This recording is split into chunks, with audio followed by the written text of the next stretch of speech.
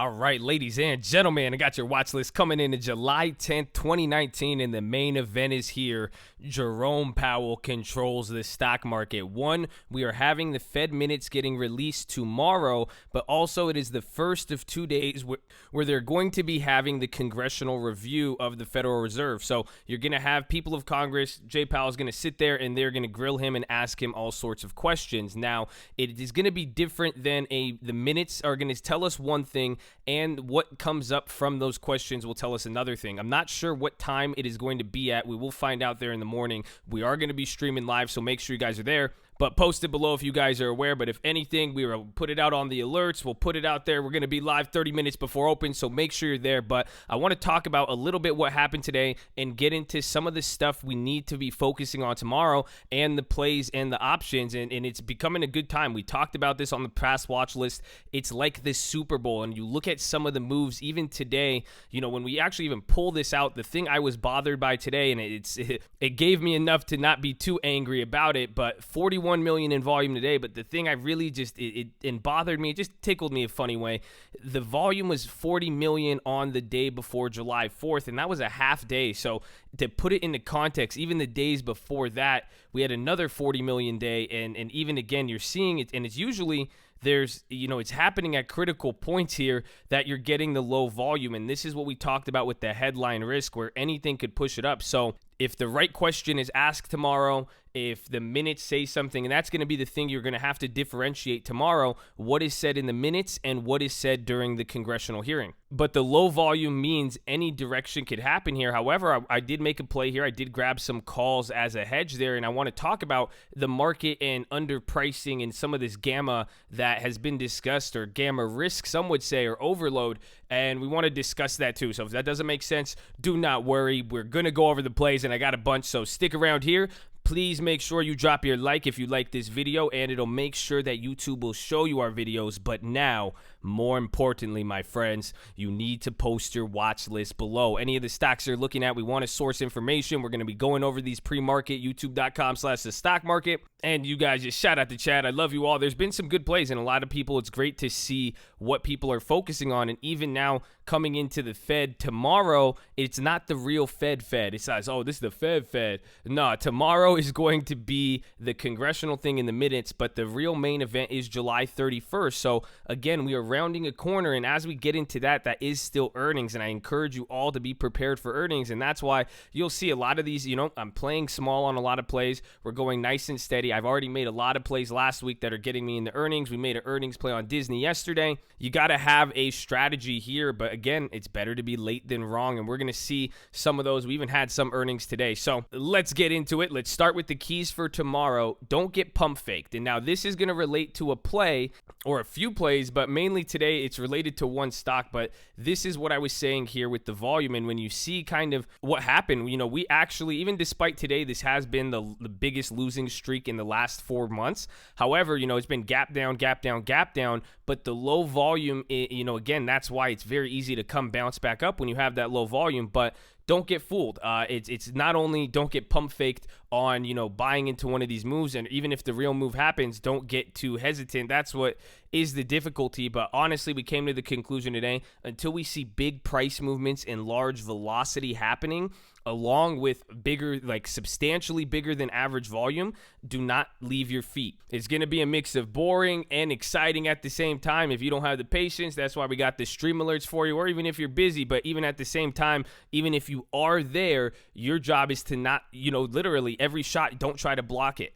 Especially if you've been taking losses, and again, you've seen some of the losses that we've got to take already. You're already in foul territory. You're getting close to fouling out. You put your hands up for earnings. Try to set yourself up there, and that's the best thing you could do, is literally keep your hands up, set your plays up to earnings, and do not jump till you see the volume here. But again, any of these moves don't get pump faked. You'll see on some of the specific plays that we'll discuss, but that's a very important key to understand. Continuing along, though, it is going to be the Coachella for the stock market. It is those 2 days, and it depends on the acts that are playing, who's going to be important, and what do people care about. But that's the questions that are going to be asked. A lot of people think that tomorrow in this meeting with Congress that the Fed is going to do this or do that, or like they're going to talk about this. It's not necessarily that. It's you're going to have to pick apart what he says unless he gets grilled. Again, this is a good act. Is going to be some of those people on Congress who just grill him and say, no, what about this? What about this? However, Powell, and again, I'm a Powell fanboy, but he is very, very good at finessing with the words, and he knows exactly what to say, and if anything he doesn't know what to say, he'll reiterate what he wants to say that he's already said in the past. But we also are going to watch the market reaction, and that's why I'm also saying, too, don't get pump faked. You're going to need big volume and big velocity to really confirm a move because, again, with some of these other factors and some of the other things that could come up, again, we saw even gold come up today. I think Bitcoin went up and some other things, and even out of nowhere, this isn't an after-hours move. This was during the day. This is the Mexico ETF, and it's really a inverse of the Mexican peso, but their finance minister resigned apparently over conflict of interest. It sent the peso skyrocketing, losing its value, and then this is the ETF. They went down, and it still pretty stayed down. So there was that, and again, some other events. Tech really, really did kill it today. So we do have to see how the market reacts, and there is going to be specific industries. Again, the banks, of course. However, it really depends on the questions that are going to get what the answers the market's looking for, and that is, are there going to be hints that he's going to cut or they're going to keep the rates the same? What is he going to do at this Fed meeting? Now, already, even though people are expecting a cut, and again, we could go back and forth and talk about what's going to happen if there is a cut, if there's not a cut, but at the end of the day, people are expecting him to be a little bit more hawkish because, again, look at where the market is at, but that's a double-edged sword because if he's responding to where the market at, then it's kind of contradicting what he said earlier, and if he contradicts himself and the market believes that and they get that signal, then the Fed loses credibility. The Fed loses credibility. We get a little bit out of hand, and then that's going to increase volatility, and it gets, again, there's a really sensitive interaction and feedback loop going on here. So Powell is expected to still be more hawkish, but he's going to talk about how the Fed is ready to act and say, we're going to help the economy if it's slowing down or it's downbeat. He's not really saying anything, no keywords that are saying crisis, this, that. But he's saying all related to the trade war and global growth slowdown. So he has to walk a tightrope. People are going to look if he says anything overly hawkish or underly hawkish or dovish, and how that's going to be reflected in the market and how the market reacts. And then the next thing too, I think, he's going to discuss, or a big question that will get brought up will be, because this is what he talked about yesterday. They had this today and they did it even last week, the bank stress test, but now more or less Deutsche Bank. When we brought that up, and if you guys haven't been seeing that thing, we did make that play on it, but it keeps dropping in it, and I think it's kind of below people's noses there, day after day, especially after that pop. Deutsche Bank does do this. It is kind of crappy, but when we start to see if it gets to the lows and kind of considering the climate, it could get a little interesting here. But if there is questions related to that in the stress tests and other banks, and if there is any contagion from that, I wonder who or if anybody is going to ask that in Congress. Then there is going to be the minutes. And again, like we said, the review and the minutes are separate, as we talked about. And now this gamma and underpricing and overpricing. I saw a few articles today on some of the mainstream media sites. They were discussing gamma. And if you guys aren't familiar with gamma when it comes to options, that is the speed or pretty much how fast the option will gain or lose value relative to the stock price moving. And what they're saying is that a lot of the volatility has been suppressed because during these volatile moments, a lot of investors and bigger funds and all that, they've been selling a ton of puts. And when that happens and when there's big positions, automatically you're having the computers and other algos, or they're automatically hedging and they're buying calls, or they're buying stocks in it at the same time, or a little bit amount, because again, the puts are a no-brainer to sell on, and that's why they keep doing it if they have a large amount of money. Because again, if you sell a put, you get exercise, you just buy the share, and you could see kind of why people are willing to do that, especially when the volatility increases. But people are saying this has been suppressing some people are saying it's been suppressing the gamma and making it go crazy, but pretty much it is creating an environment where option pricing is kind of in this tight box because of how this demand is getting affected, and this influx of activity on selling premium is causing this. But again, like the rubber band man, when that snaps, they're expecting all of a sudden the gammas are going to skyrocket and it's going to make options move. And honestly, it's weighted towards the call side, meaning the calls are somewhat cheaper. And that's why I did make a small call spread to about 2 standard deviations outside of the money. But I think it's just something, don't take my word for it. I encourage you guys to look into this and bring it to the chat, bring it to the comments below. Let me know what you guys think about this and what you got from it. But at the end of the day, man, JP, man, Big Daddy JP controls the stock market this week, so we're going to see what happens. So there's that. Hopefully that helps. I would love your guys' feedback, and you guys can comment below. What do you think is going to happen? Again, you could say, is the Fed going to cut? Or are they going to stay the same? But what are you even expecting for tomorrow? Add that to your watch list. Would love to hear. And again, the more information, the better. Just be respectful, be positive, understand people are going to have their own opinions. Don't take that upon yourself as a personal attack or anything of that nature. Just state your opinion. I love you all. I accept it all. People are like, oh, you don't do technicals, you don't do this, that. It doesn't matter what I do. Again, we're here to just share information and source it. So, I do me, you guys do you, but again, by having a bunch of information out there, everybody's able to learn from it. And at the same time, even though I may not like things, I don't like REITs. You guys know that. Someone brought me a dope REIT yesterday. So, hey, I'm open to whatever here. But again, you guys know I got my fundamentals and principles with that. However, there's certain things, I'm not going to change how much money I'm throwing down on stuff. But, I'm always down to look at stuff. And I want to hear what you guys have to say with this. So that being said, let's get to our plays, baby. So I already talked about EWW, a good one, Netflix. And this one's going to be interesting. They started dropping today because I think AT&T announced that they're releasing their own streaming service called HBO Max. And it's going to have exclusive content. And unfortunately, that is the show Friends. But now, if you see on June 25th, this is when they announced that The Office was leaving Netflix. That was a big drop. It did bounce afterwards, and we saw, a big move. It wasn't too big because it just barely gave up the gains that it made today. But Friends and Office are the number 1 and 2 shows on Netflix right now currently. And we saw what happened again, like I just showed on June 25th when The Office left. It's not looking too good, and it seems like a lot of people have been leaving Netflix and stuff like that. So we want to see how the market is going to react. I think this is going to be good to go both ways. The premiums are kind of expensive. I already have butterfly puts on it, so I'm more weighted to the downside, and those cover earnings, but I will make a straddle on the earnings. I may consider some of the weeklies depending on the movements, but if that starts to diverge from the market, I'd pay attention. And again, it's just important level of news there.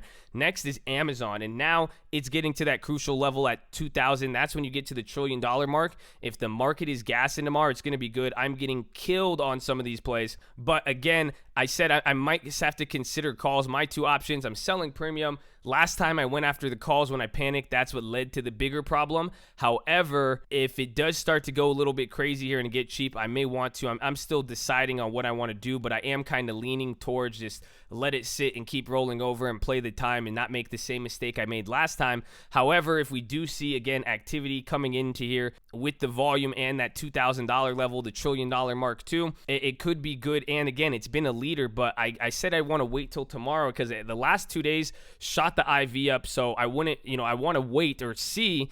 Again, it doesn't have to be tomorrow when we're going to get that stalling date on Amazon, but keep your guys' eyes out for that. I think it'll be very interesting. Next, we got Apple too. And again, I said this yesterday, it was a pretty good bellwether. Even for the market, it did lead, but the chip makers led, and I want to talk about that. But watch them too, because even though it made a decent move, it wasn't too crazy. And then some people did bring up options, and they're like, even, the 205 point, I will kind of eye those on the weeklies if there is upside. Again, we need to watch how the market plays in and what Powell and everything could do. But again, be careful for some of the pump fakes. But if we do get volatility, Apple could be a good one to watch. However, I don't know what to do on it in the sense that I'm not trying to identify a play on it as much as I am looking at it as a bellwether to, hey, this is going to be leading or lagging the market, because it has had a very, very strong force. So I think it's something really good to look at. Next is going to be IYT and then FedEx, because they still perform pretty bad today considering, and that's what you would have saw despite NASDAQ going up. The Dow kind of got the pickup and barely closed. The small caps finally managed to go green there at the end of the day.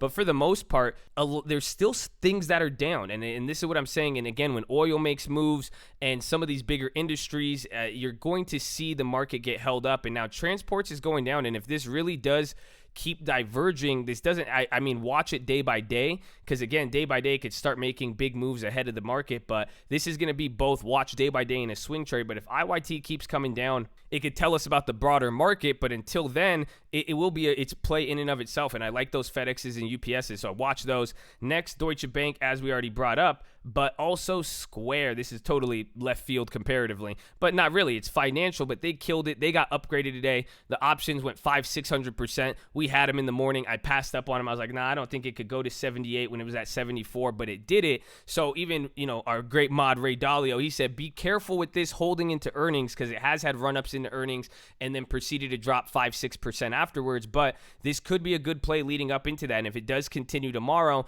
it could be that this will be pretty much, I think, the second day because it's kind of held up there. So if it does get some gas, it could be good, or it might just make a move in the morning and stall out, or we don't want it to do like the play we made today with Shopify, which Shopify did pretty good. Not really, though, but it just kind of moved with the market, but now it kind of chilled out here comparatively from that move yesterday. So we made a play on that. They went down, we bought them early in the morning, and I was playing it with the same logic of, hey, you get it in the morning, again, after making a big run-up, it's either going to pop or drop, or that's pretty much it. And we lost about, I think, 50% on that so far. I'm still holding it, but again, being Tuesday, we could still hold that and swing that to the week. I still like it. And again, I said I'm even going to scale in on that because I want to see how that's going to play out. And, considering what we did, we played till next week. So, again, that's what we talked about. A lot of people, they were like, oh, if I only got the weekly last week, I got an extra week on it. And if, again, when I'm saying scaling in, if it does become cheaper and there's opportunity, I'm going to start getting some more time on it. But I overall like it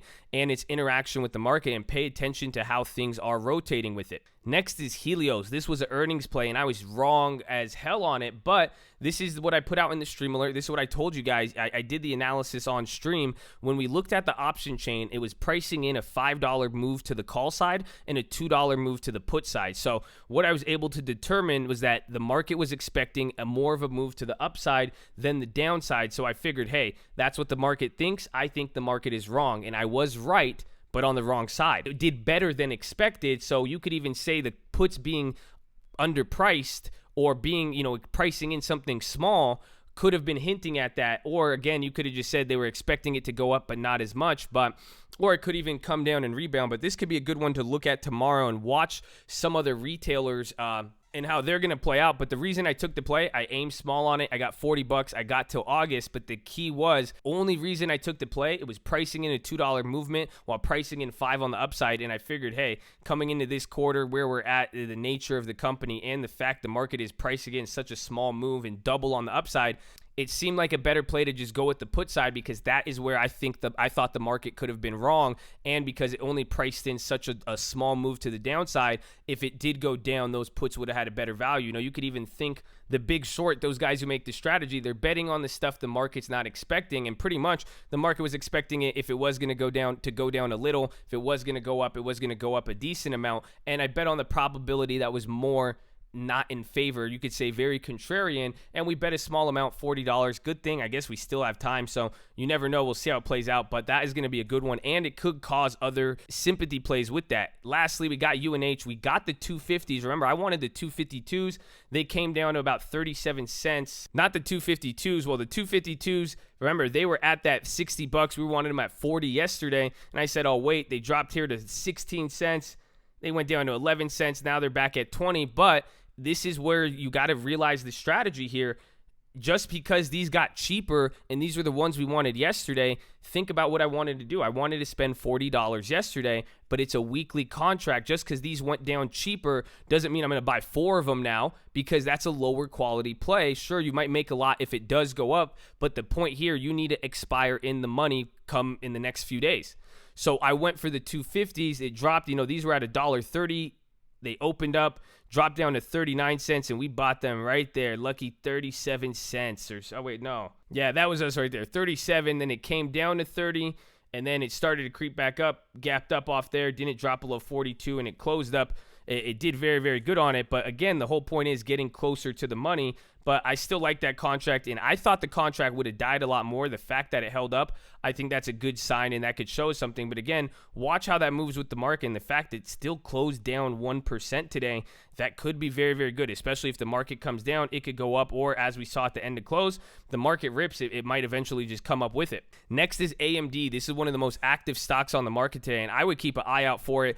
Again, I would look toward other play. My favorite chip maker would be Qualcomm, but watching the interaction interaction between AMD, Qualcomm, Micron, it's going to be important, but the premiums on the July 19th have plummeted on this, and coming in now August, September, this could start being good to set up with that earnings. And again, just the positioning of where it's at, I appreciate it a lot, and it's, again, this has slowed down the velocity and volatility so much. I think the contracts are starting to get really, really attractive in terms of pricing of as far as risk reward, or because, again, as it has slowed down, the market, it might get away from these days of big volatility and big moves. But again, considering Qualcomm, I think it's just one day away from a random case or something. So keep an eye on that. Next one, Snap.